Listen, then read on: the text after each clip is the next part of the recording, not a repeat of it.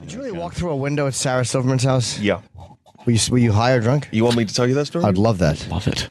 I went to Sarah Silverman's house for a party a couple of weeks ago. I wasn't invited. I went with other people. And someone offered me some chocolate. In England, chocolate is normally chocolate. Uh-oh. In California, doesn't necessarily mean that chocolate is simply chocolate.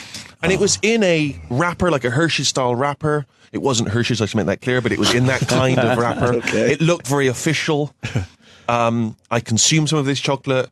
It turned out it wasn't just chocolate. There was something recreational. Yes, yes. I lasted about 30 seconds. I went into a hole from which I couldn't crawl out.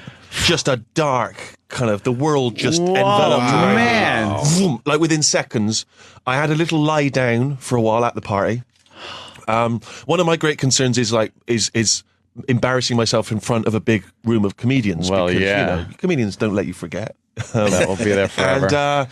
And for a while there, the lying down didn't help. So I went in the bathroom and I stared at myself in the mirror. That didn't help. That doesn't. That just that's makes things bad. worse. Yeah. It's almost as bad as the guy in Poltergeist that stared in the mirror for a while and started picking his face apart. Right. Well, then I came back out into the party. I thought I'd get a breath of fresh air, and I headed for the outside area. But the route that I took led me straight through an 8-foot plate glass window, which shattered in its entirety. Just crashed around me. I had like a minor graze on my hand, a little graze on my head, otherwise miraculously fine. I'm not quite sure why. I think maybe because my feet are so big. They extend so far from my body. I feel like they make contact with it first. It smashed, and then my body arrived. And then you went through. Later. Perfect. It's like a stunt. And I sort of blearily kind of turned back and stared. And the person I remember staring vividly back at me was Jeff Ross. The one person you don't want to see you do something like that. Roastmaster. The Roastmaster General. He's unpleasant to look at under the best of circumstances, much less when you're standing there in blood and broken glass. But what's extraordinary is I looked at a picture after the event, and the glass was not even transparent.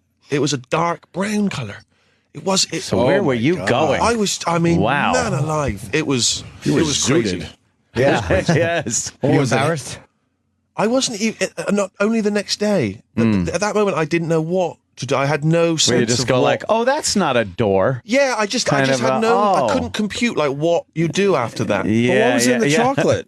Did you figure it out? Was it hash? Probably was it hot? Hash, but I felt You got to think it was hash, right? Probably hash. More wild than that. It seemed very. Maybe You hate to think you Molly's. do that just on hash. Yeah. It's like, it better have been fucking LSD. Exactly. Maybe a little Molly action in there. Oh, maybe, huh? Some Molly's. I sent Sarah an email the next day that said, thanks for a great party, I had a lot of fun. By the way, I don't know if you noticed, but I walked through a glass window.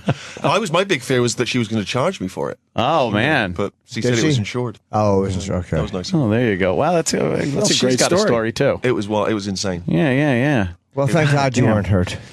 And now we all know Sarah Silverman's a drug addict. That's kind of cool, God, too. no one said that. No, huh?